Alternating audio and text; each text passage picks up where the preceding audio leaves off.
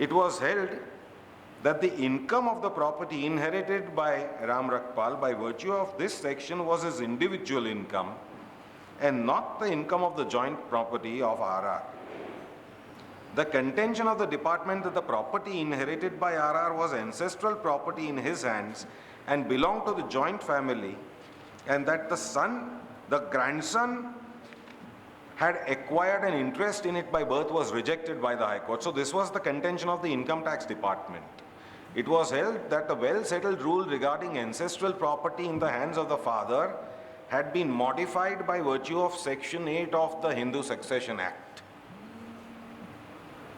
Section 8 of the Hindu Succession Act, of course, I will come to later, but by virtue of that amendment, the Supreme Court was considering this, and it was held in this case that the property inherited in this manner was individual property and it did not continue as co-partnery property at all. You can refer to that judgment at length. The other decision which followed this decision is again Additional Commissioner of Income Tax versus Karappan Chettiar, that is 86 Supreme Court. Now, share inherited in HUF property, whether separate or HUF property.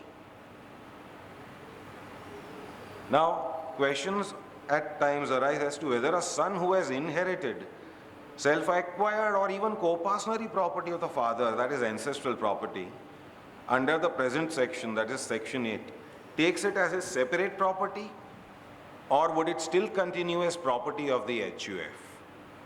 Supreme Court considered the earlier judgments and ultimately came to this conclusion that he inherited it as an individual. It did not continue as property of the joint family at all. The judgment makes good reading. It's quite lengthy. I would urge all of you to read it and make a note, in fact, because this judgment again is referred to time and again. Even as late as in 2013 or 14, the Supreme Court and other high courts have referred to this judgment while deciding this issue. Now, I straight away go to Section 8 of the Hindu Succession Act. Now, we have moved away from the old law, which still has a bearing, but now we go to Section 8 of the Hindu Succession Act. Now, 8 speaks about the general rules of succession in case of a Hindu male dying intestate. The section says that the property of a Hindu male dying intestate shall devolve in the following manner. Firstly, upon the heirs being the relatives specified in Class 1 of the schedule. Secondly, if there is no heir in Class 1, then upon the heirs being relatives in Class 2, and so on and so forth. Now, here, the mode of succession is this. Various heirs are mentioned in Class 1. Suppose a male Hindu dies and he leaves behind these heirs. All these heirs will take simultaneously, together. The Hindu law or this Hindu Succession Act has made provision for quite a large number of heirs. You can see that the list is even expanded in 2005 by the inclusion of the last 2 or 3. It may not reach up to this with families becoming nuclear, but this law has made provision for everything. So heirs in Class 1 will take simultaneously, together. Then there are heirs in Class 2. Now you will see that the father is mentioned as the first heir in Class 2. One of the reasons, me and Udayan Bhai have had debates about this earlier also. He is an equal proponent and an exponent on the subject, I may add. One of the reasons why the father is put in this class is what? Normal assumption in any society in the world is, in a marriage, the husband would be older to the wife. The husband will go first to the other world. The wife will follow later. So this is on the presumption that if at all the father remains, then he will take first.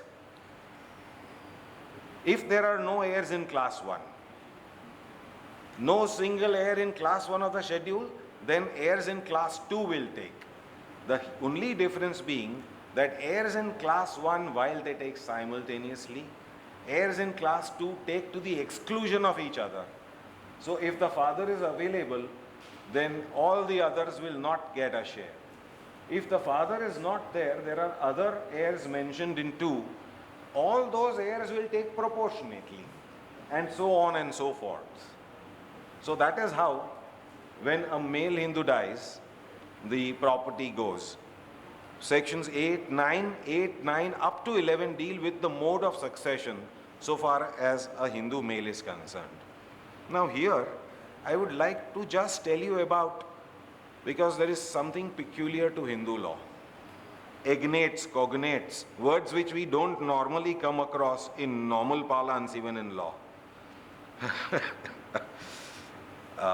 Who is an agnate? A person is said to be an agnate of another if the two are related by blood or adoption wholly through males. One person having 2 sons, agnates. That way, I can explain it that way. Father, mother, they have their own 2 children. Those 2 children are agnates of each other. 2 real brothers are agnates. I'll put it that way. Now, the other are cognates. Now, who are cognates? A person is said to be a cognate of another if the 2 are related by blood or adoption but not wholly through males. That is how the definition goes. So suppose in a family, apart from the father and mother, they have 2 children, a son and a daughter. Their children would be cognates of each other. Now here also, there is a further distinction. And why does the Hindu law make this distinction? Because when it comes to division of property or inheritance of property, say suppose heirs of a particular class are not there, then everything will boil down to heirs of class 2 and so on and so forth. That is why the Hindu law has made this great distinction. It is very scientific, and this is there from the days of Manu. Manu Smriti, as we all know. He wrote all this, and it is surprising to note that if you pick up the Manu Smriti, you will hardly find about 3 to 4 chapters on law. The other is general, how a person should act in society, etc. There is even something on science and hygiene in Manu Smriti. There are only 3 to 4 chapters on law, but that forms one of the bases of Hindu law. Now here further there is a further distinction, full blood, half blood and uterine blood. Now what is full blood? 2 persons are said to be related to each other by full blood when they are descendant from a common ancestor by the same wife. I don't think I need to explain this. And by half blood when they are descendant from a common ancestor but by different wives. So if a person is married, one after the other, first wife dies, second wife, their children, that way, that manner. Now there is also another concept called uterine blood. 2 persons are said to be related to each other by uterine blood when they are descendant from a common ancestress but by different husbands. Suppose a lady's husband has died and she remarries. Their children will be known as uterine brothers or sisters. And all this has been brought into the Hindu law because, as I said, the concept was of joint families. Of course, those families have now decreased in size. Many joint families have also split up. But in certain parts of India, we still find the prevalence of, if not large, at least substantially large joint families. I personally know of certain families, certain Gujarati families living in the south who are still living as joint families even after 100 years of being in the south. I know them personally. This, I would say, is in a way simple. It is simple. Another contentious section is really section 15 of the Hindu Succession Act, and incidentally, my most favorite section so far as the Hindu Succession Act is concerned. I would like to share a very, very small incident here before I go to the section. Many years back, somebody approached me, I will not name the person here, somebody approached me for an opinion on certain facts, which was based on section 15. I said I would give the opinion, but it would take about 10 days. He said, sir, why 10 days? I mean, you are the person to go to for this subject. I said, even though I must work on it, I must think about it. After having thought about it, I gave an opinion. Up to that point of time, there was no clear judgment of even the Supreme Court on this issue. After I gave the opinion, in 2002, Supreme Court, page 1, you can refer to the judgment, a judgment of the Supreme Court came. After that judgment came, I made a photostat copy and sent it to the client. I told him, you compare my opinion with the later Supreme Court judgment. His feedback was, sir, I don't want to raise my collar here, or I don't want claps here, but he said that, sir, your opinion sounds much more like a judgment than even the judgment of the Supreme Court, because the Supreme Court has shortened it like anything. Now, if we go to section 15, it speaks about how does the property of a Hindu female who dies intestate go. Now, here the section is very, very interestingly worded. If you see the first part of the section, you will find that it speaks of a general proposition of inheritance. It says that the property of a female Hindu dying intestate will go according to the rules set out in section 16. Section 16 gives the rules. General rules are that firstly upon the sons and daughters, including the children of any predeceased son or daughter and the husband. Secondly, upon the heirs of the husband, etc. So this is what is given. The distinction is made in subsection 2, and you will really mark the change in wording here. Look at the first words. The property of a female Hindu dying intestate shall devolve according to the rules here. Subsection 2 says, notwithstanding anything in subsection 1, any property inherited by a female Hindu from her father or mother shall devolve in the absence of any son or daughter. Now you mark that son and daughter are shown in subsection 1, right?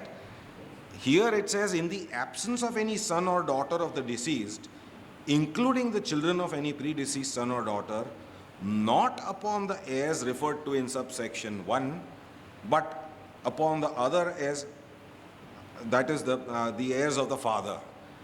Here it speaks of property coming to a Hindu female from the father, she not having any children. So the legislature doesn't want that Hindu female's property remains in her sasural. It should go back to her father's family, and if then the father's heirs share the property. So the property goes back to the source. In fact, that is what the Supreme Court has said in AIR 2002 Supreme Court page 1, which I referred to. The distribution of property of a Hindu female dying intestate depends upon the source of the property. Whence has the property come from? The second subsection, of course, speaks about property of a female Hindu from her husband or from her father-in-law shall devolve in the absence of a son or daughter. Here again, if there are no sons and daughters, then it would go to her husband's family, because she has got that property from that source. Now, so far as this section is concerned, I have something interesting to tell you.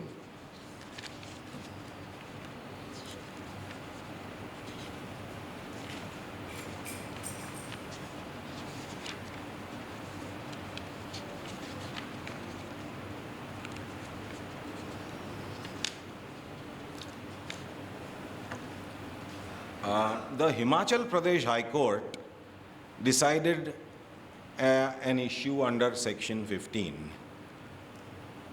That based its decision upon an earlier decision of the Supreme Court in a case called Radhika versus Agnuram.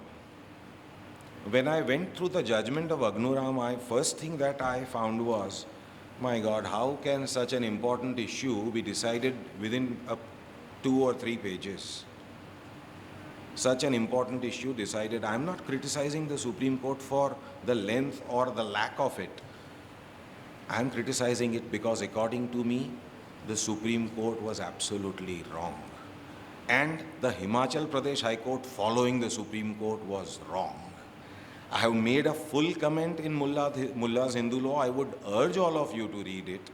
But the effect here was, so far as the Himachal judgment is concerned, what had happened was that the mother died.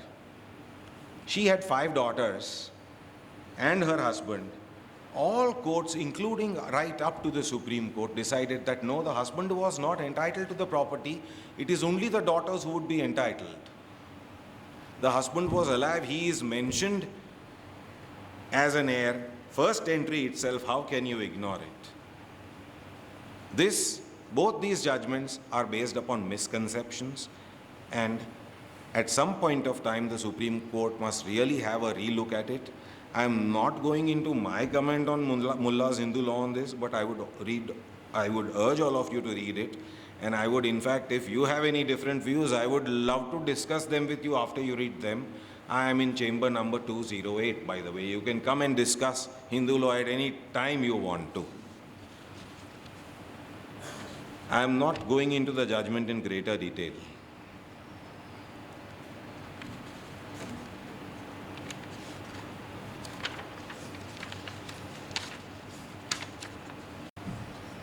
Section 6 of the Hindu Succession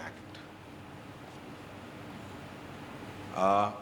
By virtue of this amendment, daughters were conferred equal rights to that of the sons in co-partnery property. The section is quite longish. I don't propose to read it out, but one or two things that I would really like to focus upon is, kindly see the words, on and from the commencement of the Hindu Succession Amendment Act, in a joint Hindu family governed by Mitakshara law, the daughter of a co-partner shall by birth become a co-partner. I am emphasizing on the words by birth for a reason which I'll come to later. It says by birth.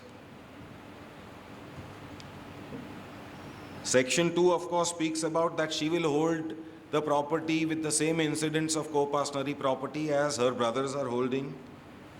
She will be allotted a same share, etc.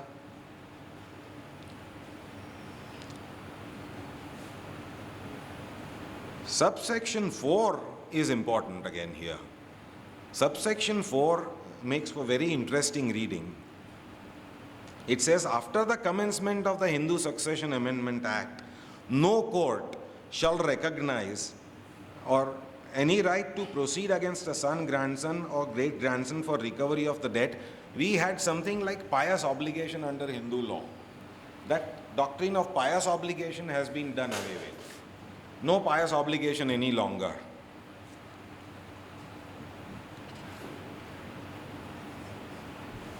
Section 5, very contentious. Simple but contentious. Nothing contained in this section shall apply to a partition which has been effected before 20th day of December